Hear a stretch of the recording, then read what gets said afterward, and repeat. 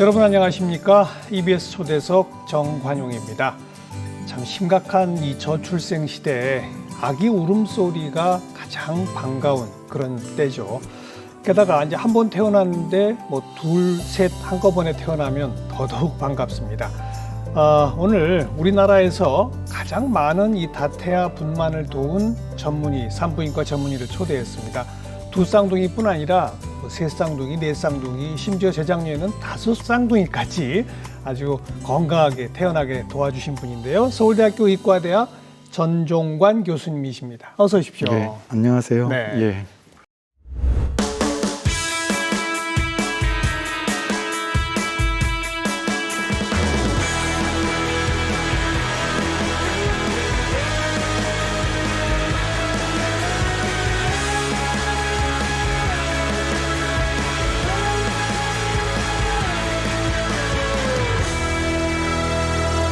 산부인과 전문의이시고 예. 뭐 쌍둥이만 받으시는 건 아니죠? 아닙니다. 그렇죠? 예, 단태아를 더 많이 받습니다. 그렇죠. 예. 지금까지 뭐 몇 명의 아기나 받으셨습니까? 제가 한 25,000명쯤 받은 것 같고요. 우와.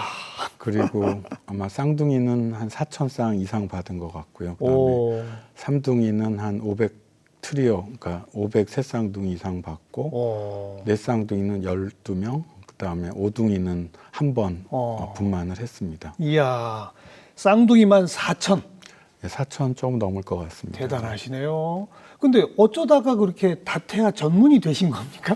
저는 원래 다태아 전문 뭐 그런 생각은 없었고요. 예. 그냥 산부인과 전문의 하신 거니까. 예. 그래서 산부인과 이제 상과 쪽을 전공을 해야 되겠다고 생각을 하고, 그다음에 교과서에 나온 대로 쌍둥이 같은 게 자연분만을 저는 했습니다. 그러니까 그건 교과서에 나와 있는 거니까요. 예. 그래서 했었는데 한 10년 이상 쭉 쌍둥이를 자연분만하고 필요한 경우 수술하고 이런 식으로 쭉 했었는데 예. 2000년대 초반 되니까 갑자기 늘었어요. 그래서 저희 병원 교수님을 찾아오는 쌍둥이 산모들이 갑자기 늘었습니다. 그래서 저도 처음엔 이게 웬일인가 한 게, 원래 제가 있는 병원이 1년에 한 30에서 50명 정도 쌍둥이가 분만을 했었는데 예. 어느 날 봤더니 100명이 넘었고 또 보니까 200명이 넘고 뭐 300명이 넘고 뭐 거의 400명 가까이 1년에 그렇게 쌍둥이가 많이 왔습니다. 그래서 저도 참 처음에는 왜 이럴까 했었는데 산모들이 제가 자연분만하는 거를 알고 예. 2000년대 초가 들어가면서 이제 맘카페나 이런 데가 활성화가 되면서 인터넷 보급으로 정보 교환이 이루어져서 자연분만을 원하는 산모들이 저희 병원에 많이 왔었던 것 같습니다. 예. 그러다 보니까 쌍둥이 임신이다 그러면 이제 소문이 나서. 예, 맞습니다. 예. 근데 그 쌍둥이도 자연분만 하는 게 원칙이다 이 말씀이죠. 예. 근데 대부분의 병원에서는 그렇게 안 하나요? 교과서에 의하면 첫 아기가 머리가 아래로 있고 둘째 아기도 머리가 아래로 있으면은 자연분만을 하고 첫째가 머리가 아래로 있고 둘째가 머리가 아닌 엉덩이나 이렇게 있으면은 수술을 할 수도 있고 자연분만을 할 수도 있고 그다음 첫째가 엉덩이나 이렇게 머리가 아닐 경우 수술을 해라 이렇게 교과서에는 돼 있습니다. 근데 제가 해보니까 첫째 아기만 머리가 아래로 있으면 둘째 아기의 위치에 관계없이 자연분만하는 게 힘들지 않았거든요. 제가 해보니까. 그래서 저는 지금도 그렇게 하고 있습니다. 근데 쌍둥이 자연분만에서 문제는 첫째가 나오고 난 다음에 둘째가 안 나올 수 있습니다. 그럴 때 이제 둘째를 어떻게 꺼내느냐 하는 건데, 제가 해보면은 아주 어려운 일은 아닌데 그 자체에 대해서 시도를 안 하거나 아니면 그런 거 자체를 많이 못 봤거나 이래서 안 하는 경우가 많은 것 같고요. 예. 그래서 둘째 분만까지 끝나야지 사실 분만이 끝나는 거고요. 쌍둥이 그렇죠. 예. 근데 문제는 첫째는 자연분만을 하고 둘째는 수술을 하는 경우도 있습니다.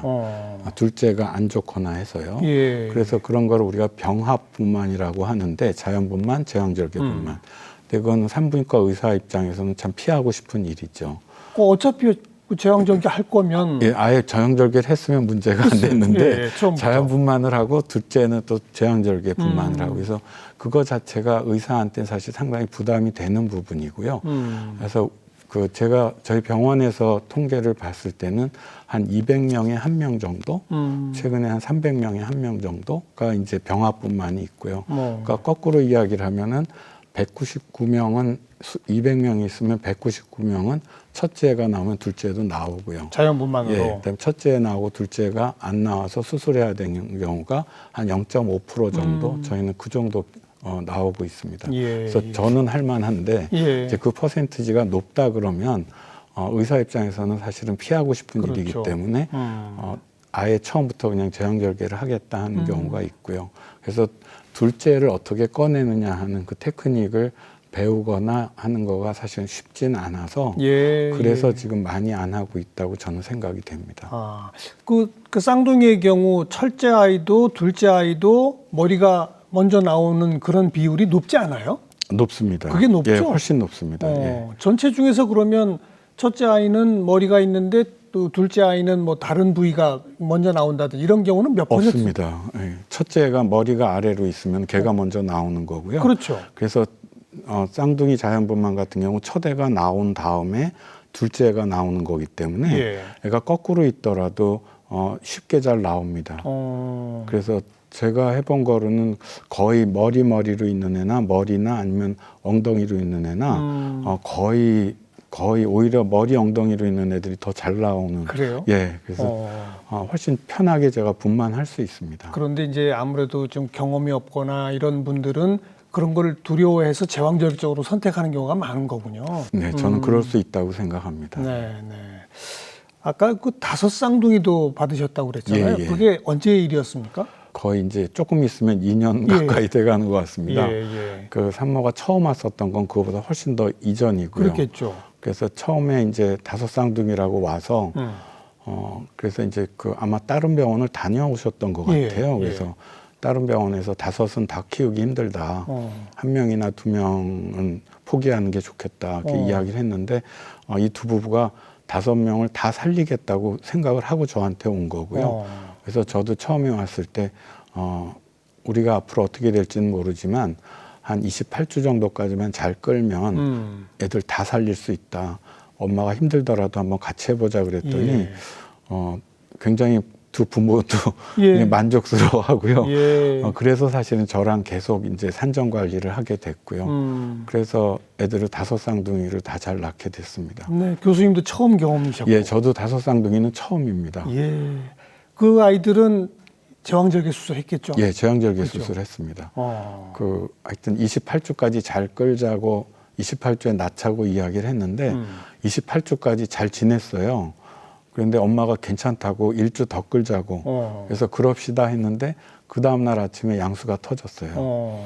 양수가 터져서 이제 첫째가 거의 나오기 직전이어서 걔도 이제 첫째만 꺼내고 4명을 기다릴까 하다가 애들이 너무 많아서 혹시라도 1명이라도 잘못되면 그 당시가 이제 28주가 막 지난 시기였기 때문에 5명이 다 살 가능성이 충분히 있는데 너무 욕심을 내다가 혹시 1명이라도 잘못되면 큰일이다 싶어서 그냥 그때 다 아기를 낳기로 결정을 했습니다. 네, 네.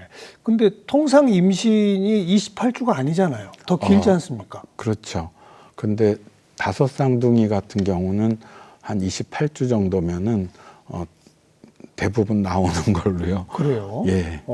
그래서 거기서 얼마나 더 끌 수 있으면은 끄는데 하여튼 그 다음 날 28주 되는 그 다음 날 아침에 양수가 터지고 진통이 오고 이제 진행이 되는 바람에 그때 낳게 됐습니다. 그러니까 다태아들은 다 그렇게 조산이 됩니까? 조산율이 높습니다. 왜 그럴까요?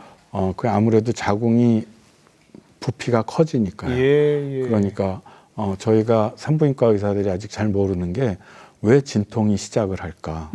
그거에 대해서 아직 잘 모릅니다.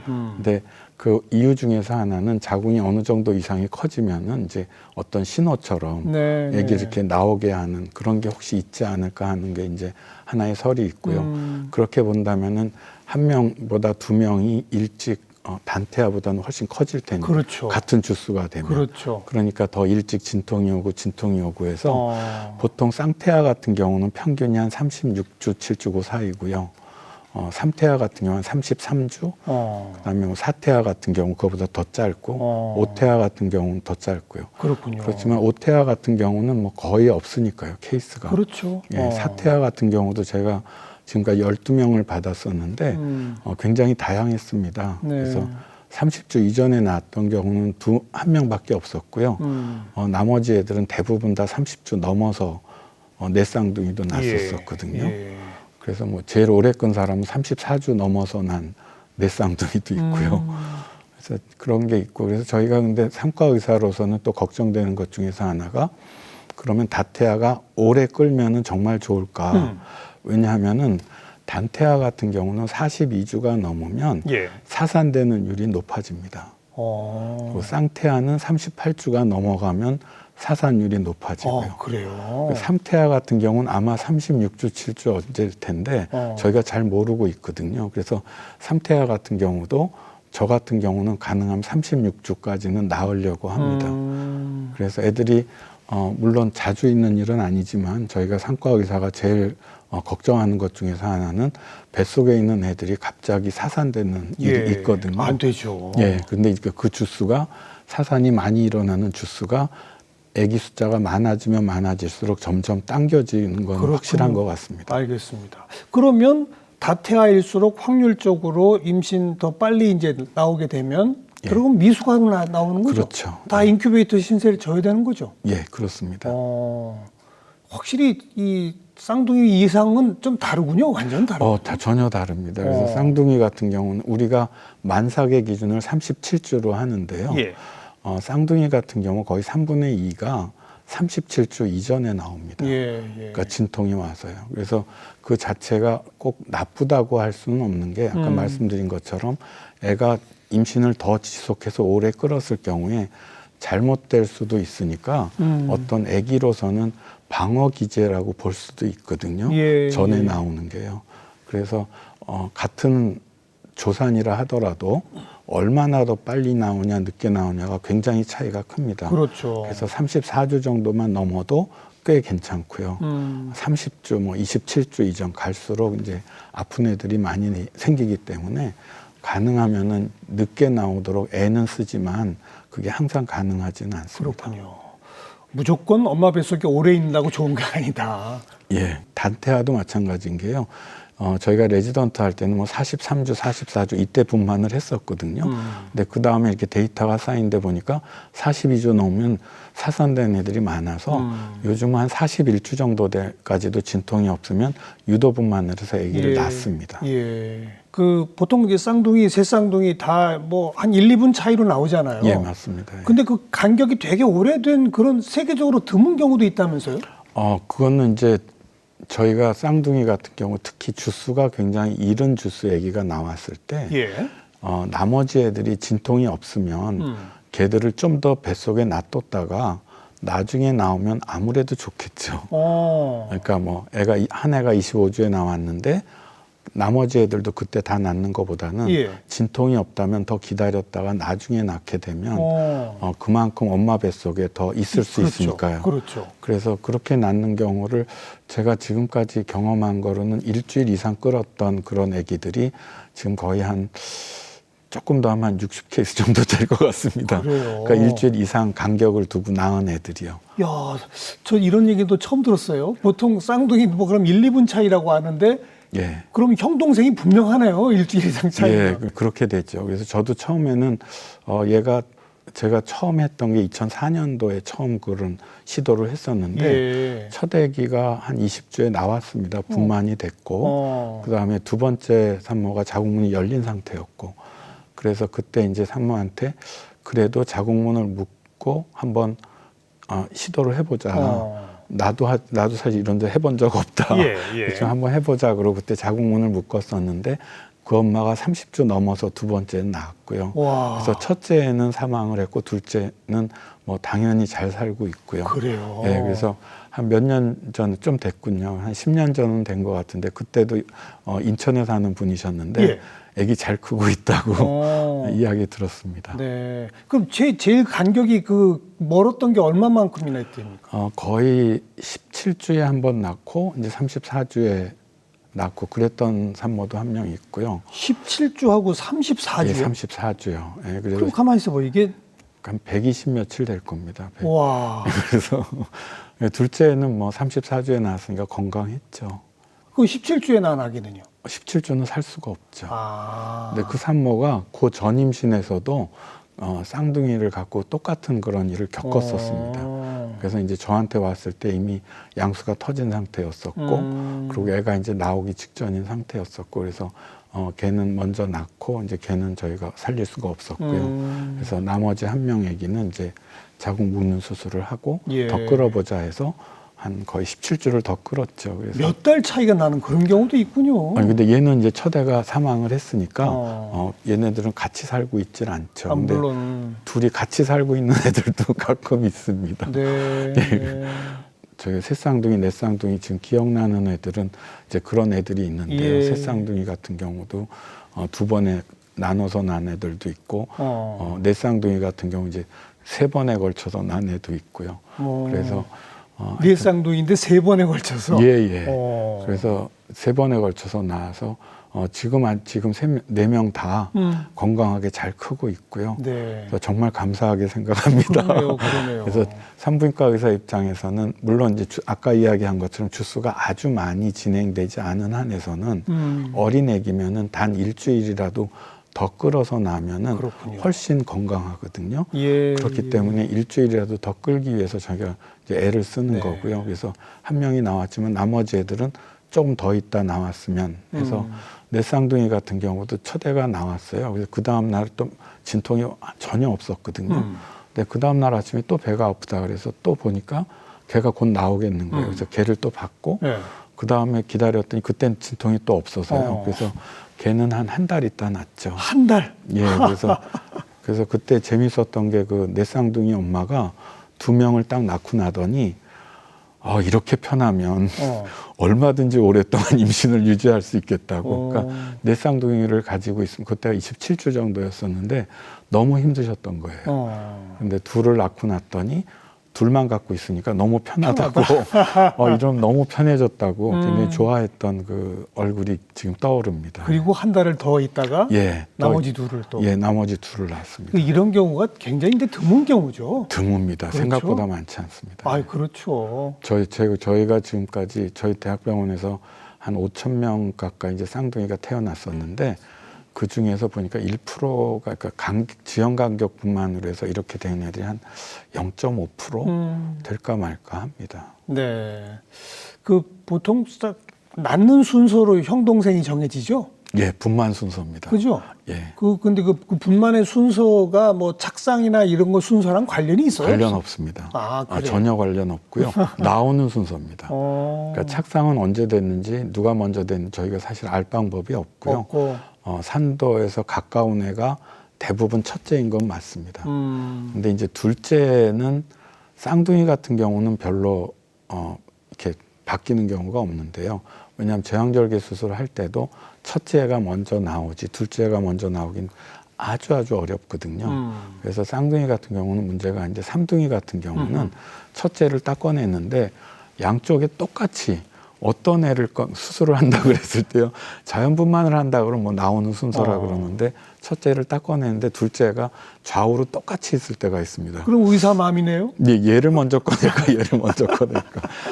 그럴 경우는 보통 저희가 그래서 이제 산전에 임신하기 전 이제 초음파를 받거나 이런 기록을 보고 그때 둘째를 어떤 애를 했었냐를 가지고 이제 순서를 정하기도 합니다. 그거는 이제 다른 것보다는 저희가 산전에 봤던 어떤 기록하고 태어나서 애기의 기록하고 이렇게 일치를 시키려면은 그게 필요해서 그렇게 하는 건데 가끔은 진짜 딱 양쪽에 있어서 고민스러울 때도 종종 있습니다. 네. Oh, joy, I can see your little star shining down on me. Oh, the beauty of your love deep in my memory.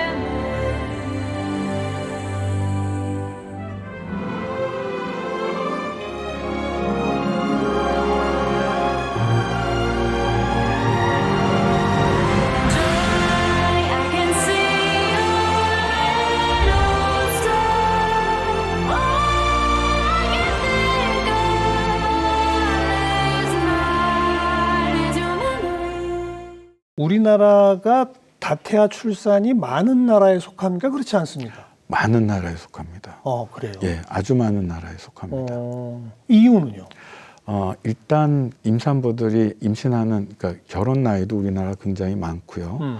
그 다음에 지금 그 출산 나이도 많고, 그래서 나이가 많은 늦게 임신을 하니까 임신이 잘 안 되잖아요.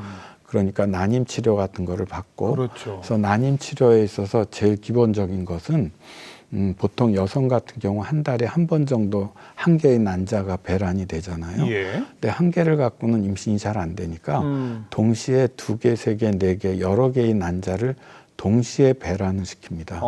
그거는 주사를 쓰면 그렇게 할 수 있거든요. 그렇군요. 그래서 여러 개를 하면 이제 임신의 가능성도 높아지지만 다태아의 가능성도 높아집니다. 그렇겠네요. 예.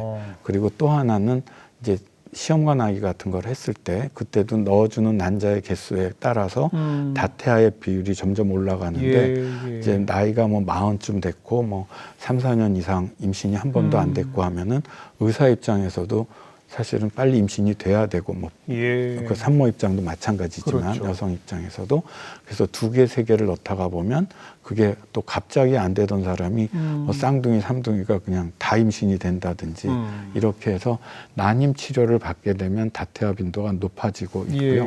우리나라에서 그래서 다른 나라보다 높은 거는 아마 그 나이가 많아서 난임 치료가 많이 해서 그렇군요. 높아졌다고 저는 생각하고 있습니다. 그럼 그런 난임 치료로 인한 다태아가 아닌 예. 자연적인 다태아는 국가별로 뭐 통계가 있습니까? 어떻습니까? 있습니다.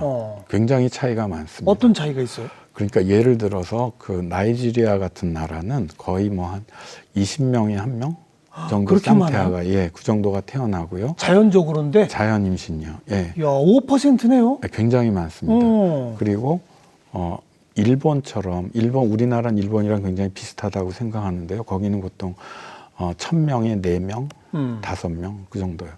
그러니까 거의 뭐 10분의 1 수준입니다. 국가별로 왜 그렇게 차이가 날까요? 그거는 정확하지는 않은데요. 저희가 지금 예상하고 있는 거는 난임 치료를 할 때 배란을 여러 개를 그때 쓰는 게 그 우리가 그 고나도트로핀이라 그래서 그 성선 자극 호르몬이라는 거 씁니다. 여기서 말하는 성선은 난소거든요.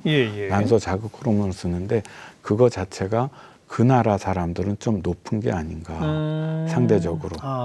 그리고 또 뭐 하나의 설에 의하면은 나이지리아가 사실 아프리카 국가 중에서 특별히 높거든요. 근데 거기에서 주식으로 쓰는 게 뭐 얌이라는 게 있는데, 근데 이거 에스트로겐이 많이 들어있는 음식이다. 그것 때문이 아닐까 그 설로서 있습니다. 야, 그래도 뭐 국가별 차이가 있어봐야 뭐 몇 프로 차이겠지 굉장히 했더니 차이가 많습니다. 전혀 아니로군요. 예. 그래서 우리나라는 자연 상태에서는 쌍둥이가 세계적으로 낮은 나라입니다. 낮은 나라에 속하는데 그런데 이 난임 시술 때문에 예. 이제는 우리나라 세계에서 굉장히 높은 나라가 돼버린 거군요. 예, 굉장히 높은 나라가 됐고요. 여기에서 제가 좀 걱정스러운 거는 아까 그러니까 쌍둥이 자체는 임신의 합병증입니다. 그러니까 저희가 가능하면 쌍둥이나 삼둥이를 안 만들도록 해야 되는데 이 비율 자체가 미국이나 일본 같은 경우도 굉장히 올라갔다가 떨어지고 있는 추세거든요. 근데 우리나라는 아직도 계속 올라가고 있어서 최근에 미국 같은 경우도 다태아 아기 기준으로 했을 때 한 3.3%? 그 정도 전후가 된 것 같은데 우리나라는 지금 2022년 통계로 보면 5.4명이거든요. 그러니까 굉장히 높은 겁니다. 그렇군요. 그러니까 100명에 5.4명이니까 네. 근데 그거는 좀 국가적으로도 걱정을 해야 될 문제가 아닐까 생각됩니다. 아무래도 단태아보다는 다태아 그리고 둘보다는 셋, 넷 되면 될수록 위험하죠. 위험합니다. 그죠? 예, 피해야 될 임신입니다. 그죠? 예. 그러다 보니까 그 뭐 두 쌍둥이, 세 쌍둥이 임신 사실을 알고 선택적 유산을 하는 경우도 있다면서요? 많이 합니다. 아, 그래요? 그러니까 많이 하는, 그러니까 새 쌍둥이 이상 같은 경우는 아마 산모들이 직접 새 쌍둥이 이상의 그 임신을 했던 산모들은 제 생각에 아무리 안 돼도 95% 이상은 선택적 유산에 대해서 아마 의사로부터 권유를 들었을 것으로 생각이 됩니다. 그러니까 그리고 그 중에서 아무리 안 돼도 90% 이상은 선택적 유산을 했을 겁니다. 그래요? 예. 왜 그렇죠? 위험하니까. 그러니까 오래 갈수록 위험하니까. 새쌍둥이 아니면 새쌍둥이 가면 갈수록 합병증이 많아지고 예, 예. 위험한 임신이기 때문에 아기를 쌍둥이나 한 명이나 뭐 이런 식으로 줄여서 걔네들이라도 잘 키워보자 하는 의도로 사실은 선택적 유산을 하는데 새쌍둥이가 단태아보다 더 위험한 것은 맞지만 그래서 새쌍둥이를 유산을 시켜서 쌍둥이로 만들었을 때 이 쌍둥이가 정말 예후가 괜찮을지 그거는 전혀 다른 문제입니다. 저희가 그래서 이제 다른 병원하고 한번 비교해서 그 데이터를 비교를 해봤었는데요. 예. 그러니까 우리 병원에서 난 애들은 3명을 그냥 다 유지를 하고 이제 뭐 사립병원에서는 셋이 나오면 거의 다 둘로 선택적 유산을 했습니다. 그래서 새쌍둥이에서 선택적 유산을 했던 쌍둥이랑 저희가 3명을 다 끌었던 쌍둥이하고 비교를 했는데 셋을 다 끌었던 애들이 더 많이 살고요. 아픈 애들이 적었습니다. 그래요? 예. 그럼 선택적 유산 할 필요가 없다는 얘기가 되네요. 그렇죠. 선택적 유산이 적어도 의학적 이유 때문에 선택적 유산을 할 필요는 없다고 생각이 됩니다. 그러네요. 그러니까 그냥 쌍둥이는 삼둥이보다 예후가 좋지만 선택적 유산을 해서 셋 중에서 한 명 아기가 이미 유산이 된 상태로 임신을 끌었을 때 그 임신이 정말 안전하냐? 그렇지 않은 것 같고요. 그러니까 생존율하고 아기가 태어나서 특히 저희가 봤던 건 이제 발달 장애까지 봤었는데요. 예. 발달 장애가 오히려 선택적 유산을 했던 군에서 더 높았습니다. 임신 주수 자체는 쌍둥이가 생존했던 쌍둥이들에서는 생존했던 새쌍둥이보다 2주 정도 더 빨랐거든요. 그래서 저희가 분석한 결과에서 믿을 수가 없어서 예. 그쪽 병원에 잘못됐을 거다. 너네 거기 해서 뇌성마비나 이런 거 됐던 게 진단이 잘못됐을지 모르겠다. 아니더라고요. 아니더라. 예, 그러니까 선택적 유산을 한 상태에서 쌍둥이는 그냥 처음 생긴 쌍둥이와는 예후가 다르라고 저희는 생각합니다. 그러네요. 선택적으로 셋이 임신됐는데 그중에 하나를 유산을 시키면 끄집어내죠? 아닙니다. 그럼 놔둬요? 예, 그냥 두고 아기 날 때까지 그냥 그게 유지합니다. 그러니까 다른 유산되지 않은 다른 남은 아이들한테도 안 좋은 영향을 미치나 보네요. 그렇게 예상은 하고 있습니다. 예. 기억에 남는 일화가 있으시다면 다태아를 워낙 많이 받으셨으니까. 너무 많죠. 너무 많습니다. 제가 아까 뭐 재작년에 받은 5쌍둥이도 굉장히 기억에 남으실 거고. 그럼요. 그 5쌍둥이는 저도 처음이고 그 친구 그래서 하여튼 아까 이야기 드렸던 것처럼 그 분만했던 그때 순간순간이 아직도 지금 생생합니다. 예. 그래서 분만 수술하러 들어갔을 때 이제 보통 아기가 한 명 태어나면은 아기한테 의사가 2명, 소아과 의사 2명에 간호사가 1명이 붙으니까요. 미숙하니까. 예, 그 정도 저희가 딱 준비를 하고 그다음 수술할 때 이제 저희가 수술한 팀이 4명이고 산모까지 하면 5이고 마취과 의사 있고 하면은 그 방 안에 필수 인원만 해서 거의 30명 되거든요. 그러네요. 아기 5이니까 예. 5당 의사 2명, 간호사 1명, 5, 3, 15. 그러네요. 네, 거기에 대고 이제 지금 누워 있는 산모, 그다음 수술팀, 그리고 아기도 또 5이 더해지니까요. 아기도 사람이니까.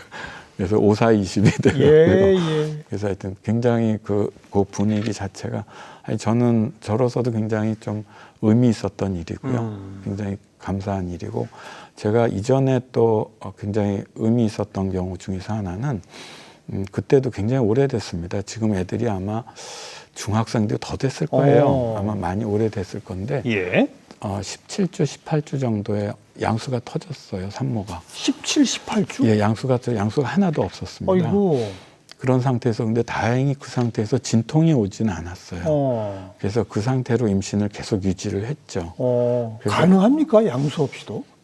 양수 없이도 생각보다 괜찮습니다. 네, 임신을 유지할 수 있고요. 예. 진통만 없으면. 그래서 그 엄마가 계속 이제 진통이 없이 쭉 잘 지내다가 그렇지만 양수는 거의 없었거든요. 그래서 이제 저희가 알기로는 양수가 하나도 없으면 폐가 발달이 안 되고 애들이 못 움직이니까 사지 발달이 잘 안 되고 제가 잘 못 살 거라고 생각을 하고 얘는 17주니까 살 수가 없겠다. 왜냐하면 적어도 24주는 돼야 폐가 모양이 만들어지기 시작하거든요. 근데 17주니까 너무 일찍 잘못 됐다 하고 거의 사실은 포기하고 있었거든요. 그래서 정밀 초음파도 안 보고 아무것도 안 보고 해서 걔한테는 진짜 미안한 이야기인데 28주쯤 넘어서 진통이 와서 애기 둘을 낳았어요. 그래서 첫째였는데 걔가 딸이었는데 태어나서 너무 건강한 거예요.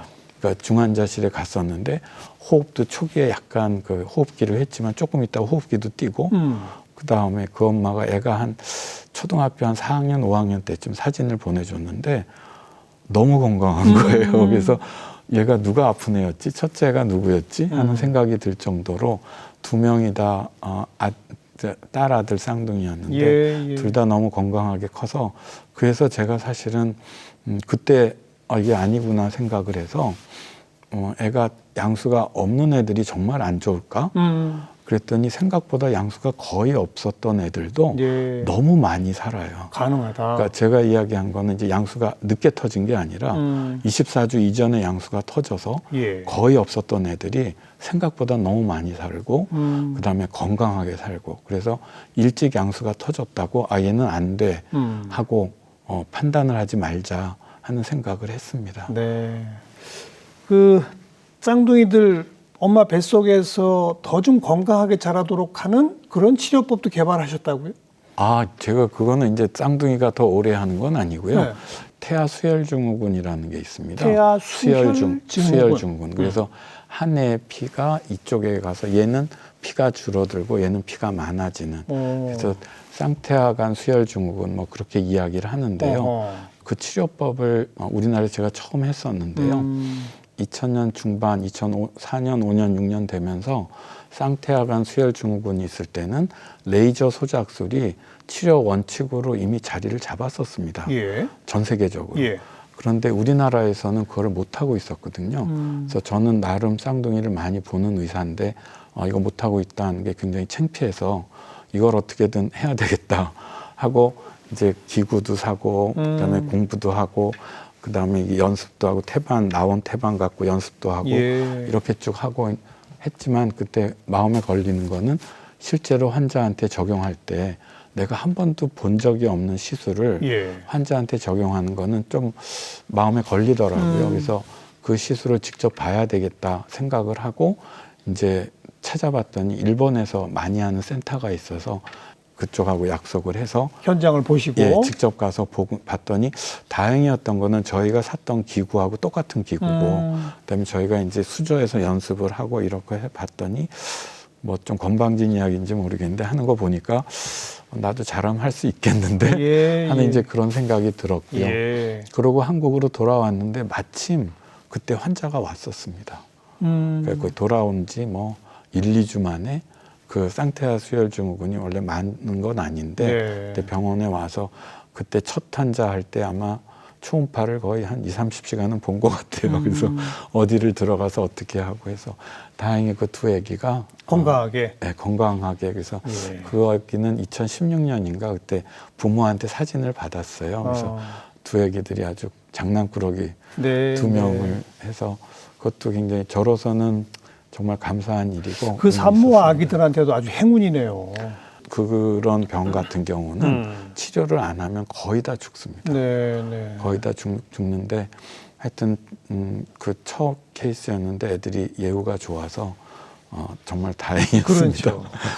지난 5월 달에 쌍둥이 플러스 홈커밍 데이라는 행사를 하셨다고. 이건 어떤 행사였습니까? 제가 2016년 5월부터 시작해서 쌍둥이, 삼둥이 애기들을 지금 애들 코호트라 그래서 그 집단을 제가 지금 관리하고 있는 애들이 있습니다. 그래서 이제 태어나면은 부모한테 동의를 받고요. 그래서 부모의 어떤 그 뭐 나이라든지 직업이라든지 뭐 아니면 거기는 뭐 흡연이라든지 주거 환경이라든지 그다음에 이전에 알았던 병이라든지 이런 설문지를 받고 그리고 이제 태어날 때 부모 이제 피를 뽑고 아기들은 이제 버리는 피니까 탯줄에서 피도 뽑고 그래서 그 등록 사업을 제가 하고 있는데요. 그래서 2016년 5월부터 시작해서 지금 거의 한 2,100명, 200명 지금 거기를 가고 있거든요. 데이터를 계속 축적하시는 예, 거죠? 예. 그래서 가구수를. 그래서 그 산모들이 보통은 4개월, 6개월, 12개월, 18개월, 24개월, 36개월, 48개월, 뭐 60개월에서 5년을 이제 쭉 저희가 추적 관찰을 하는데 예. 저는 그 엄마들한테 항상 너무 감사합니다. 왜냐하면은 그 설문지를 작성을 한다든지 하는 것도 사실 굉장히 힘든 일인데 네. 그것도 마다않고 해주시고 그 다음에 체열 같은 것도 해주시고 그래서 그건 저는 항상 감사하게 생각하고 있고요. 그래서 저는 이런 연구에 참여하는 것 자체가 예. 어떤 사회에 대한 기부라고 그렇죠, 생각합니다. 그렇죠. 그래서 어떻게 하면 이분들한테 감사를 표현할까 하는 생각을 계속 했는데 네. 외국에서는 이제 쌍둥이 행사 같은 거를 종종 합니다. 그러니까 미국에 이제 어떤 특정 주 같은 데 이제 매년 행사가 열리고 오스트레일리아 같은 데도 있고 그런 행사를 하는 걸 굉장히 부러워했었는데 예, 저도 사진으로 많이 본 것 같아요. 부러워했습니다. 근데 제 친구랑 이렇게 이야기를 하다가 한번 하면 뭐 이제 도와주겠다 네, 하는 네. 이제 이런 식으로 해서 그거를 시작을 했는데 쌍둥이, 삼둥이, 뭐 사둥이 이런 애들이 운동장에 막 뛰어노는 이런 모습들이 지금 저출산이랑 관련된 우리나라의 이 형편에서 봤을 때 예. 굉장히 좋은 영향력을 미칠 수 있지 않을까 그럼요. 그런 생각을 했었고요. 그때 굉장히 제가 좀 기억에 남는 거는 당시에 이제 서울대학교 지금 대학원 학생이 그때 이제 저희 그거를 뭐 어떻게 하는지 본다고 왔었거든요. 근데 그 행사가 끝난 다음에 자기는 정말 결혼 생각이 없었는데 오늘 행사를 보니까 결혼하고 싶고 네, 아이 아기를 낳고 낳아야 되나 하는 생각이 들더라고 예. 하는 이야기를 듣고 예. 이게 참 의미 있는 행사였구나 예. 하고 생각을 하게 됐습니다. 예. 뭐 산부인과 의사로 평생을 지금 살아오고 계신데 요즘 후배들이 자꾸 산부인과를 기피한다면서요? 예, 산부인과 지원율이 높지 않죠. 그죠? 예, 게다가 요즘 지방에 가면 산부인과가 없다고 그러고 걱정입니다. 맞습니다. 예.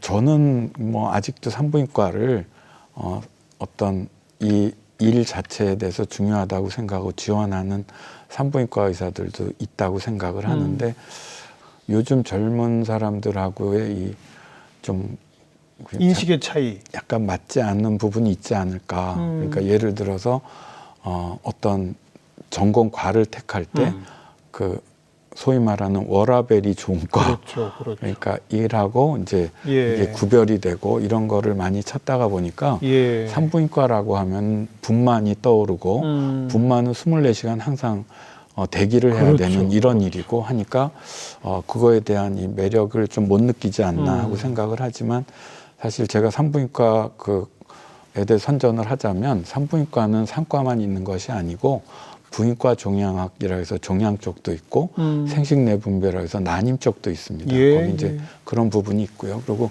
저는 산과 의사로서 지금 오래 살아왔지만 저는 너무 좋습니다. 저는 아기 낳는 일이 너무 예. 아직도 굉장히 보람 있는 일이고요. 의사로서 내가 정말 의사로서 뭔가 일을 하고 있구나 그런 생각을 자주 하게 되고요. 그런 후배들이 많아졌으면 좋겠어요. 예, 그렇습니다. 예. 예. 그리고 지금 그러니까 전체적으로 좀 걱정스러운 건 이제 산부인과 인력 자체가 많이 줄고 그러게요. 그러다 보니까 지금 우리 말씀하신 것처럼 지방에는 산부인과 의사가 없는 그러게요. 이런 지역도 사실은 많아졌죠. 나오고 있다고 하는데 저는 이제 그런 부분에 대해서 산부인과 병원이 없다 있다를 가지고 저희가 생각하는 것보다는 분만 자체는 분만이라는 건 언제나 예측하지 못했던 일이 생길 수 있습니다. 예. 그러니까 위험한 일이 생길 수 그렇죠. 있고요. 그렇기 때문에 분만을 하는 어떤 병원이 있다 그러면 제가 보기에는 뭐 항상 거주는 안 한다 하더라도 같이 옆에는 없다 하더라도 소아과 의사랑 마취과 의사 수술할 수 있는 사람은 항상 근접거리에서 예, 지원을 받을 수 있는 상태가 아니면 그 시스템은 갖추어야죠. 그렇죠. 그렇기 때문에 산부인과 병원이 있다 없다 보다는 접근할 수 있는 그런 센터를 사실은 키우는 네. 그런 작업을 하는 게 더 필요하지 않을까 생각합니다. 그렇죠. 그리고 이제 우리 정부 차원에서도 점점 그 난임 시설 때문에 다태아 비중이 늘어나는 거를 감안해서 임신 중에 뭐 근로 시간을 좀 단축시키는 제도라든지 예. 또 태어나는 아이들에 대한 각종 뭐 현금성 지원 정책이라든지 예. 이런 것들도 이제 다태아 쪽의 어떤 정책적 배려를 자꾸 키우는 쪽으로 변하고 맞습니다. 있더라고요. 예. 아직 근데 좀 부족하다면서요? 지금 최근에 발표된 거로 봐서는 상당히 그 긍정적으로 예. 많이 바뀌었습니다. 그 방향으로 가고는 있어요. 맞습니다. 예. 예. 그래서 이전 같으면은 단태아한테 이제 지원금이 100만 원, 쌍태아 이상은 다 140만 원. 그랬다가 이제 단태아는 100만 원, 쌍태아는 200만 원, 삼태아는 300만 원. 그게 정상이죠. 예, 그런 식으로 가고 있고요. 예. 그다음에 뭐 그 말씀하신 그 근로 단축이나 이런 것들도 그 기간을 쌍태아나 삼태아나 이런 아기들에 따라서 기간을 조정하고 있고요. 그렇죠. 왜냐하면 지금 같은 경우는 12주 이전이나 36주 이후에만 그 쓸 수 있거든요. 예. 근데 36주면은 쌍태아는 이미 반은 애를 낳아버렸는데 그렇죠. 그때 기준이 쓸 수가 잘못된 없죠. 거죠. 삼태아는 뭐 36주 넘는 애가 없으니까 예, 쓸 수가 예. 없습니다. 그래서 그런 부분들이 상당 부분 최근에 그 복지부에서 발표한 내용에 포함이 돼 있고요. 네. 사실 저도 거기에 조금 의견을 보태긴 했었는데 그거는 아마 그 방향으로 합리적인 가야죠. 방향으로 가고 있는 것으로 생각이 됩니다. 네. 누구보다도 아마 다태아를 임신한 산모분들의 걱정이 제일 클 겁니다. 예. 뭐 그 산모분들께 마지막으로 한 말씀 좀 하신다면. 다태아 임신 자체가 굉장히 힘듭니다. 그러니까 단태아에 비해서 일단 여러 가지 임신 중에 나타날 수 있는 합병증, 뭐 대표적으로 조산이라든지 임신 중독증이라든지 이런 것뿐만이 아니라 실제로 아기들에서 생기는 이상도 사실은 더 높은 거는 사실입니다. 네. 하지만 저는 산모들한테 이야기할 때 저는 의사로서 제가 할 수 있는 최선을 다하고 부모는 부모가 할 수 있는 것을 최선을 다하고 그래서 이미 생긴 아기가 어떻게 하면 건강하게 태어나고 건강하게 자랄 수 있을지 그렇죠. 한번 힘을 모아보자 예. 하고 이야기를 사실은 하고요. 예. 생각보다 많은 엄마들이 괜찮습니다. 음. 그래서 제가 오태아는 한 명이지만 뭐 사태아 같은 경우 저는 꽤 만족스럽다고 생각하고요. 네. 삼태아 같은 경우도 30주 이전에 낳는 애들이 8%밖에 안 되거든요. 네. 그러니까 대부분은 30주 이후에 낳으니까 혹시 그런 삼둥이나 뭐 그런 아기들이 많이 생겼을 때 쌍둥이 엄마들은 물론이고요. 그래서 어떻게 하면 우리 아기들, 그러니까 그 엄마 아기들을 잘 지켜서 예. 건강한 그렇죠. 사회 일원으로 이제 키워나갈 수 있을지 같이 고민해보자 하면 그럼 충분하지 않을까 생각됩니다. 네. 예. 그리고 아까 말씀 도중에 나왔습니다만 그 선택적 유산 예, 그 그건 절대 안 됩니다. 의학적으로는 도움되지 않는다. 예, 안 됩니다. 알겠습니다. 오늘 아주 재미있는 말씀, 귀한 말씀 잘 들었습니다. 고맙습니다. 예, 감사합니다.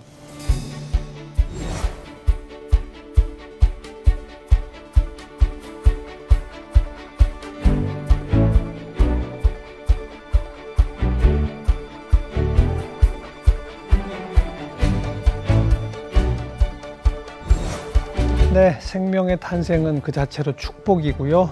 두 쌍둥이, 세 쌍둥이 되면 2배, 3배의 축복이다. 우리 사회의 인식이 좀 그렇게 가야 할 것 같습니다. 네, 다음 시간 또 뵙죠. 안녕히 계십시오.